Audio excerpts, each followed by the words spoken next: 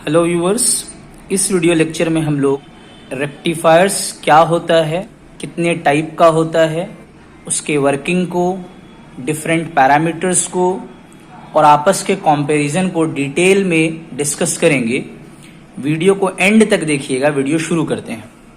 अगर रेक्टिफायर क्या होता है पूछा जाए तो रेक्टिफायर एक ऐसा इलेक्ट्रॉनिक सर्किट है जो एसी को पल्सेटिंग डीसी में कन्वर्ट करता है।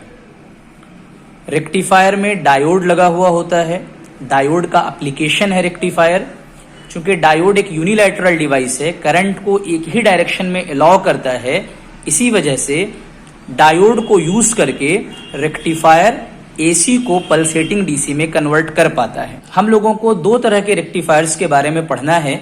एक का नाम है हाफ वेव रेक्टिफायर और दूसरे का नाम है full wave rectifier. Full wave rectifier को फर्दर दो कैटेगरी में कैटेगराइज किया गया है, centre tapped rectifier and bridge rectifier. तो सबसे पहले हाफ वेव रेक्टिफायर को देखेंगे। हाफ वेव रेक्टिफायर का बेसिक सर्किट डायग्राम इस तरह का है। एक ट्रांसफॉर्मर है जिसके प्राइमरी को हम लोग सप्लाई मेन से कनेक्ट किए हैं और जिसके सेकेंडरी में एक डायोड कनेक्टेड है सीरीज में लोड रेसिस्टेंस आरएल के। इसके वर्किंग को समझने के लिए हम लोग सप्लाई को दो पार्ट में डिवाइड कर देंगे, positive half cycle and negative half cycle. तो जब पॉजिटिव हाफ साइकिल आएगा तो ए हायर पोटेंशियल पे हो जाएगा, बी लोअर पोटेंशियल पे रहेगा। As a result diode forward biased हो जाएगा। और हम जानते हैं कि डायोड जब फॉरवर्ड बायस्ड होता है तो वो कंडक्ट करता है, वो ऑन हो जाता है, तो करंट सर्किट में फ्लो करेगी और हमको आउटपुट वोल्टेज मिलेगा। अगर हम लोग करंट को कैलकुलेट करना चाहें कि हमको कितना करंट मिलेगा तो उसकी वैल्यू हो जाएगी Im sin omega T. Current supply current को फॉलो करेगा। तो पॉजिटिव हाफ साइकिल में डायोड के कंडक्ट होने की वजह से हमको करंट मिलेगी। जैसे ही नेगेटिव हाफ साइकिल शुरू होगा तो बी हायर पोटेंशियल पे आ जाएगा और ए लोअर पोटेंशियल पे हो जाएगा। तो चूंकि बी से डायोड का नेगेटिव टर्मिनल कनेक्टेड है और वो हायर पोटेंशियल पे है तो डायोड रिवर्स बायस्ड हो जाएगा, तो वो ऑफ हो जाएगा। जब इस पर्टिकुलर सर्किट में डायोड ऑफ हो जाएगा तो करंट फ्लो नहीं करेगी। यानी अगर हम इसके आउटपुट के ग्राफ को देखें तो हमको पॉजिटिव में तो एज यूजुअल आउटपुट मिल रहा है, बट नेगेटिव हाफ साइकिल में कोई आउटपुट नहीं मिलेगा। इसका मतलब ये हुआ कि हम लोगों ने सप्लाई के नेचर को चेंज कर दिया। पहले उसका मैग्नीट्यूड और डायरेक्शन दोनों बदल रहा था, positive half cycle negative half cycle दोनों आ रहा था, लेकिन डायोड लगा देने की वजह से नेगेटिव हाफ साइकिल मिलना बंद हो गया। ठीक है, तो डायोड नेगेटिव हाफ साइकिल में किस तरह से बिहेव कर रहा है? ओपन सर्किट की तरह बिहेव कर रहा है। और वोल्टेज की पोलैरिटी क्या है? बी जो है वो हायर पोटेंशियल पे है, बी पॉजिटिव है।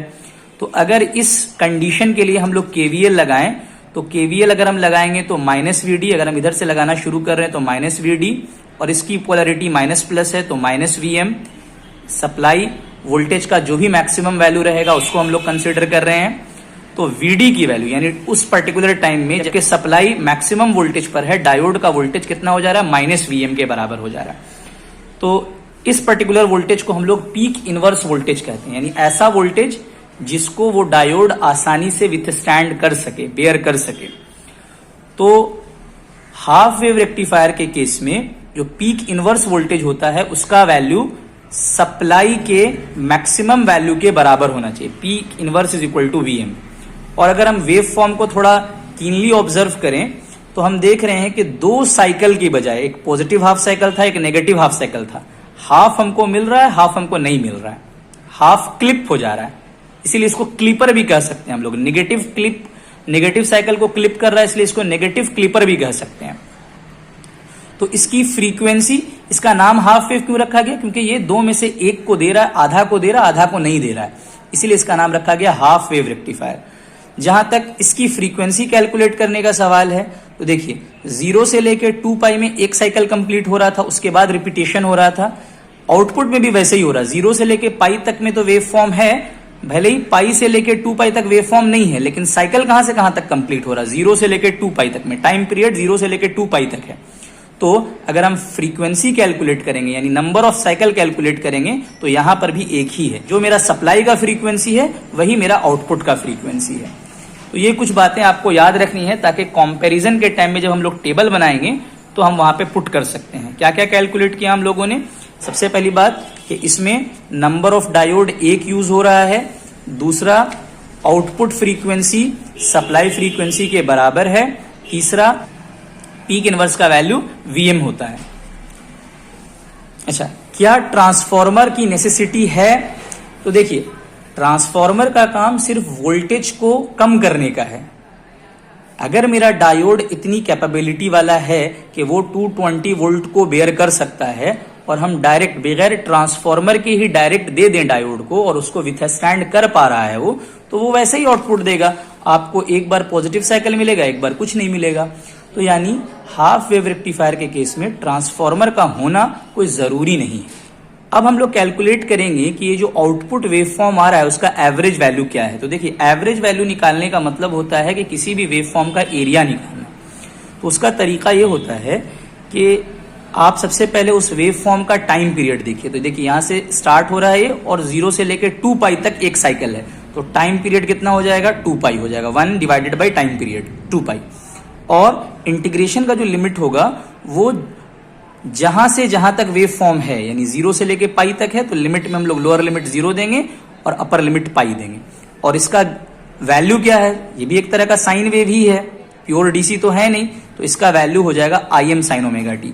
तो यहां पर I ऑफ टी लिखेंगे, जिसका वैल्यू बाद में Im साइन ओमेगा टी हम लोग लिख देंगे। Im तो कांस्टेंट है, Im को बाहर लेके आ जाएंगे, साइन ओमेगा टी को इंटीग्रेट करेंगे तो माइनस कॉस ओमेगा टी आएगा। लिमिट्स को पुट कर देंगे तो यहां पर सॉल्व करने के बाद Im बाई पाई आ जाएगा। यानी हाफ वेव रेक्टिफायर का जो एवरेज वैल्यू या डीसी वैल्यू या I नॉट का जो वैल्यू होगा वो Im डिवाइडेड बाई पाई होगा। अगर इसी को पॉइंट में लिखें तो 0.318 Im हो जाएगा, जहां पर Im सप्लाई करंट का मैक्सिमम वैल्यू है। जो ट्रांसफॉर्मर के सेकेंडरी में करंट आ रही है उसके मैक्सिमम वैल्यू को हम लोग Im कह रहे हैं। तो इस तरह से ये एक बहुत ही इंपॉर्टेंट बिट है जो अक्सर ऑब्जेक्टिव एग्जाम में पूछा जाता है कि IDC का वैल्यू क्या होता है हाफ वेव रेक्टिफायर के केस में। तो आप लिख सकते हैं Im बाई पाई या फिर 0.318 Im। AC वेव फॉर्म में DC वैल्यू निकालने के साथ साथ हम लोगों को रूट मीन स्क्वायर यानी RMS या इफेक्टिव वैल्यू भी निकालना पड़ता है, जिसके निकालने का तरीका ये होता है कि सबसे पहले आपको स्क्वायर रूट लेना है। रूट मीन का मतलब होता है एवरेज। तो जो तरीका हम लोग किए थे एवरेज निकालने का कि 1 डिवाइडेड बाई जो भी टाइम पीरियड है वो लेंगे और लिमिट में कहां से कहां तक वो वेव फॉर्म रह रहा है वो लिखेंगे और फिर जो वेव फॉर्म है उसका स्क्वायर, तभी ये रूट मीन स्क्वायर हो पाएगा। Under root 1 divided by time period और जहां से जहां तक वेव फॉर्म है। तो देखिए, यहां पर हाफ वेव रेक्टिफायर के केस में कहां से कहां तक था? 0 से लेके पाई तक था, तो लिमिट 0 से लेके पाई तक देंगे। और टाइम के साथ वेरी होने वाला करंट है I ऑफ टी, उसका क्या करना है? आपको स्क्वायर करना है। तो अब ये बहुत कॉम्प्लेक्स सा एक्सप्रेशन आ रहा है, तो इसको सिंप्लीफाई करने के लिए दोनों तरफ हम लोग स्क्वायर कर देंगे। दोनों तरफ स्क्वायर करेंगे, आई स्क्वायर ऑफ टी के जगह में हम लोग Im square sine square omega T D omega T लिख सकते हैं। उसके बाद ये कांस्टेंट था, ये बाहर चला आएगा। साइन स्क्वायर ओमेगा टी के जगह में हम लोग 1 minus cos 2 omega T by 2 लिख सकते हैं। 2 भी कांस्टेंट है, इसको बाहर निकाल लेंगे तो Im स्क्वायर बाई 4 पाई हो जाएगा। अब ये दो टर्म है, 1 है उसका इंटीग्रेशन करेंगे तो ओमेगा टी आएगा और माइनस देंगे, कॉस 2 ओमेगा टी करेंगे तो उसका इंटीग्रेशन 1/2 साइन 2 ओमेगा टी आएगा। अब ओमेगा टी में हम लोग लिमिट को पुट करेंगे तो एक बार पाई पुट करेंगे माइनस एक बार लोअर लिमिट 0 पुट कर देंगे। और यहां पर देखिए इस टर्म में जो सेकंड टर्म है उसमें साइन है, तो एक बार जब पाई पुट करेंगे तो साइन 2 पाई उसका वैल्यू भी 0 होता है। और फिर जब लोअर लिमिट 0 पुट करेंगे तो साइन 0 का वैल्यू भी 0 होता है, यानी सेकंड टर्म जो है वो 0 बन जाएगा। तो अल्टीमेटली सॉल्व करने के बाद ये पूरा जो बड़ा सा टर्म था वो सिर्फ पाई देगा आपको। और यहां पर पहले से आपके पास Im स्क्वायर बाई 4 पाई था तो पाई पाई कैंसिल हो जाएगा। IRMS का वैल्यू हाफ वेव रेक्टिफायर के केस में Im/2 निकलेगा। ये दो टर्म भी आपको याद रखना है कि हाफ वेव रेक्टिफायर के केस में एवरेज वैल्यू का वैल्यू हुआ था Im/पाई और RMS का वैल्यू हुआ था Im/2। अब हम लोग देखेंगे दूसरा रेक्टिफायर जिसका नाम है सेंटर टैप रेक्टिफायर। ये एक फुल वेव रेक्टिफायर है। इसका नाम सेंटर टैप रेक्टिफायर इसलिए रखा गया है क्योंकि इसमें जो ट्रांसफॉर्मर यूज हो रहा है उसका नाम ही सेंटर टैप ट्रांसफॉर्मर है। उसमें सेकेंडरी में एक टैपिंग होती है। हाँ, आपको 0 से लेके A तक भी एक बार वोल्टेज अवेलेबल रहेगा और 0 से लेके B तक भी एक बार वोल्टेज अवेलेबल रहेगा। तो देखिए इसका ऑपरेशन कैसा होता है। सबसे पहले प्राइमरी को हम लोग सप्लाई मेन से कनेक्ट किए हुए हैं और सेकेंडरी में दो डायोड्स हैं D1 एंड D2 और लोड भी कनेक्टेड है। तो पॉजिटिव हाफ साइकिल में क्या होगा, देखिए A जो है वो हायर पोटेंशियल पे रहेगा, B लोअर पोटेंशियल पे रहेगा। तो जब A हायर पोटेंशियल पे है तो डायोड D1 कंडक्ट कर जाएगा फॉरवर्ड बायस्ड होने की वजह से, और डायोड D2 रिवर्स बायस्ड होगा इसलिए ऑफ हो जाएगा। तो करंट किस तरह से फ्लो करेगी, करंट के फ्लो करने का डायरेक्शन होगा A D1 C RL O, यानी हमको पॉजिटिव हाफ साइकिल में भी आउटपुट मिलेगा। और लोड के क्रॉस करंट का डायरेक्शन क्या हो रहा है, C से लेके RL से लेके O तक, यानी आप इसको प्लस ले सकते हैं करंट जहां से एंटर करता है, और जहां से लीव करता है उसको माइनस ले सकते हैं। आपको आउटपुट वोल्टेज आउटपुट करंट दोनों मिलेगा। Now coming to negative half cycle. Negative half cycle में क्या हो जाएगा, B हायर पोटेंशियल पे A लोअर पोटेंशियल पे। इस बार डायोड D1 जो है रिवर्स बायस्ड हो जाएगा और D2 फॉरवर्ड बायस्ड होगा। तो इसकी वजह से क्या हो जाएगा, करंट का जो डायरेक्शन होगा, देखिए करंट नीचे से फ्लो करेगी, यानी B, उसके बाद डायोड D2, उसके बाद C RL O, यानी लोड के अक्रॉस अगर आप देखिएगा तो लोड के लिए करंट का कोई डायरेक्शन चेंज नहीं कर रहा। डायोड D1 कंडक्ट कर रहा हो चाहे डायोड D2 कंडक्ट कर रहा हो, लोड के लिए करंट का डायरेक्शन C से लेके RL से लेके O तक ही है। तो यहां पे आप देख सकते हैं कि पॉजिटिव हाफ साइकिल चल रहा है तो डायोड D1 कंडक्ट होने की वजह से आउटपुट मिल रहा है हमको। जब नेगेटिव हाफ साइकिल चल रहा है तो डायोड D2 कंडक्ट करने की वजह से हमको आउटपुट मिल रहा है। तो यानी जितनी देर में मेरा सप्लाई का एक साइकिल कंप्लीट हो रहा है, पॉजिटिव नेगेटिव दोनों मिला करके एक साइकिल कंप्लीट हो रहा है, उतनी देर में दो साइकिल हमको मिल जा रहा है। इसीलिए हम कह सकते हैं सेंटर टैप रेक्टिफायर का जो आउटपुट फ्रीक्वेंसी होगा वो twice of the supply frequency हो जाएगा। इसको फुल वेव रेक्टिफायर क्यों कह रहे हैं, क्योंकि दोनों ही हाफ साइकिल में आपको आउटपुट मिल रहा है। सेंटर टैप के केस में अगर हमको I0 और IRMS का वैल्यू निकालना होगा तो हम कैसे निकालेंगे, देखिए इस बार मेरा टाइम पीरियड क्या होगा, हमको आउटपुट वेव फॉर्म को देखना है। तो 0 से लेके पाई तक है मेरा टाइम पीरियड, तो 1/पाई लिखेंगे। जो वेव फॉर्म है वो भी 0 से लेके पाई तक एग्जिस्ट कर रहा है, तो 0 से लेके पाई लिखेंगे। और इस वेव फॉर्म का वैल्यू है I ऑफ t। तो जब इस इंटीग्रेशन को आप सॉल्व कीजिएगा तो उसका वैल्यू आ जाएगा 2Im/पाई। अगर डेसिमल में निकलना चाहें तो 0.636 ऑफ Im। सिमिलरली अगर आप इसका RMS वैल्यू निकालना चाहते हैं 1 time period which is pi, limit 0 to पाई, और यहां पर I square of t d⍵t का स्क्वायर रूट हो जाएगा। जब इसको हम लोग सॉल्व करते हैं तो वैल्यू आता है Im/√2 विच इज 0.707 Im। तो आपको I0 और IRMS का वैल्यू याद रखना है। तो पीक इनवर्स वोल्टेज कैलकुलेट करने के लिए आपको किसी भी एक डायोड को रिवर्स बायस्ड केस में कंसीडर करना पड़ेगा। तो सपोज नेगेटिव हाफ साइकिल चल रहा है और हम मान रहे हैं कि मेरा A जो है वो लोअर पोटेंशियल पे है, B हायर पोटेंशियल पे है, डायोड D1 कंडक्ट कर रहा है और करंट जो है वो C से RL से होते हुए O तक पहुंच रही है। डायोड D1 जो है वो ओपन सर्किट की तरह बिहेव कर रहा है। तो वोल्टेज की पोलरिटी क्या हो जाएगी, ये माइनस ये प्लस। करंट चूंकि यहां से आ रहा है C से O की तरफ, तो यहां प्लस यहां माइनस, है ना। और डायोड का ये पॉजिटिव टर्मिनल था तो इसको पॉजिटिव कंसीडर कर लेंगे, ये नेगेटिव टर्मिनल था इसको नेगेटिव कंसीडर कर लेंगे। इस लूप में हम लोग KVL लगाएंगे।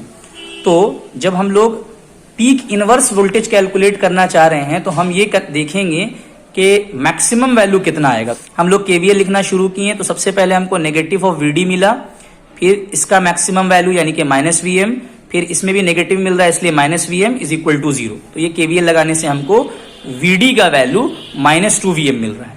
तो पीक इनवर्स, जब हम ऑलरेडी इनवर्स बोल ही रहे हैं तो फिर से माइनस लिखने की जरूरत नहीं है, यानी सेंटर टैप रेक्टिफायर का पीक इनवर्स वोल्टेज 2VM के बराबर होगा।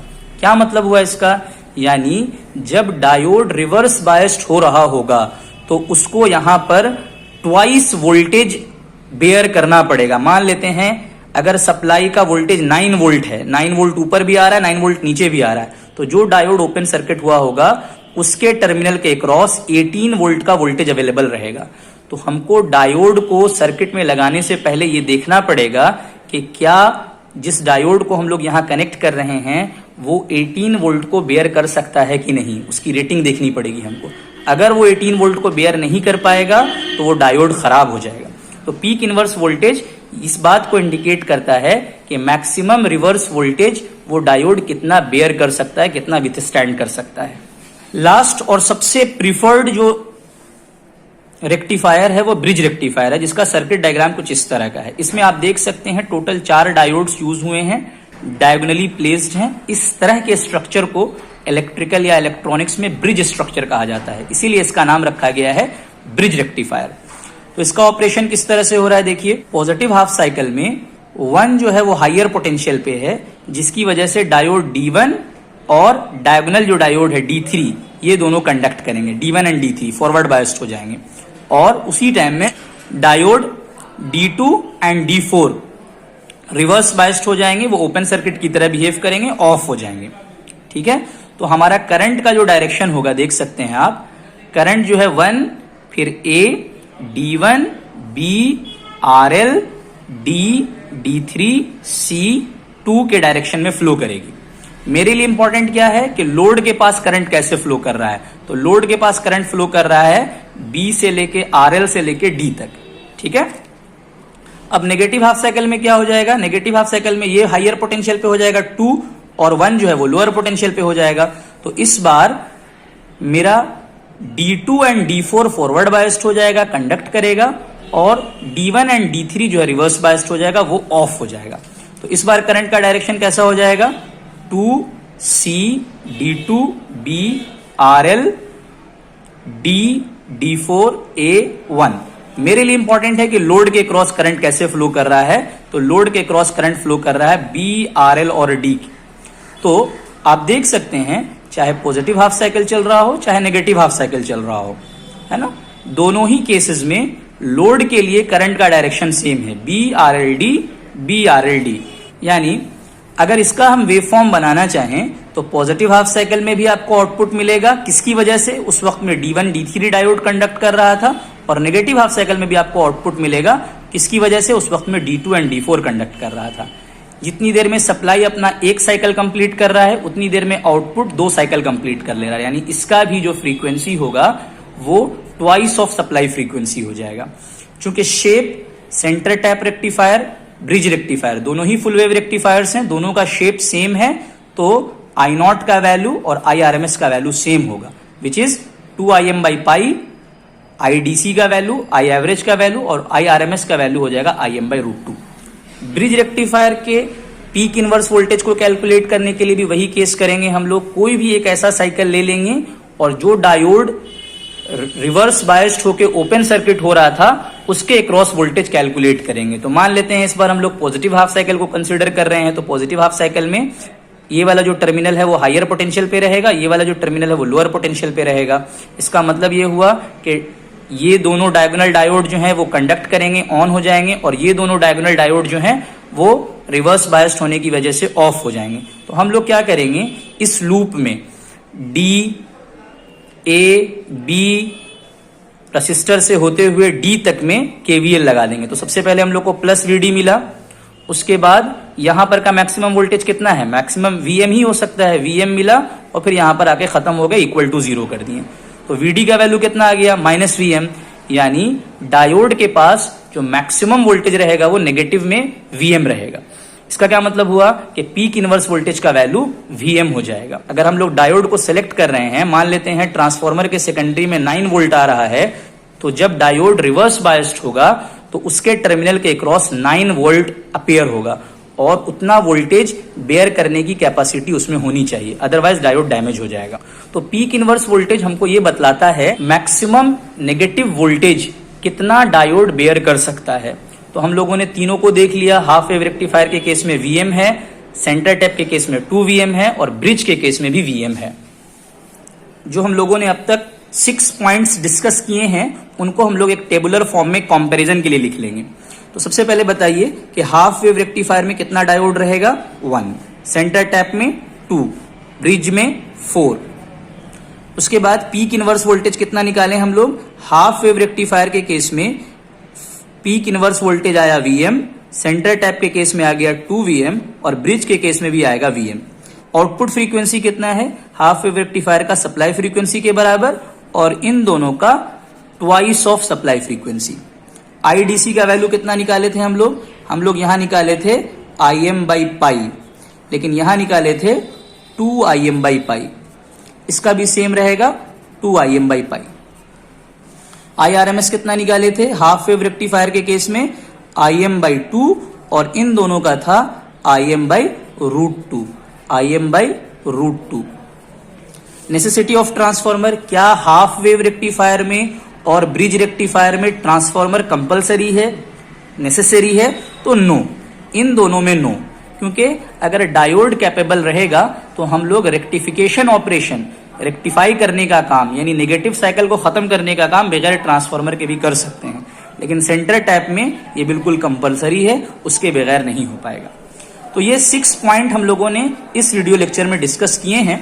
उम्मीद है कि आप लोगों को समझ में आया होगा, वीडियो इंफॉर्मेटिव लगी होगी। कमिंग वीडियोस में हम लोग 3 और इंपॉर्टेंट फैक्टर्स के बारे में डिस्कस करेंगे कि रिपल फैक्टर क्या होता है, रेक्टिफिकेशन इफिशियंसी क्या होता है, and TUF transformer utilisation factor क्या होता है। Thank you for today.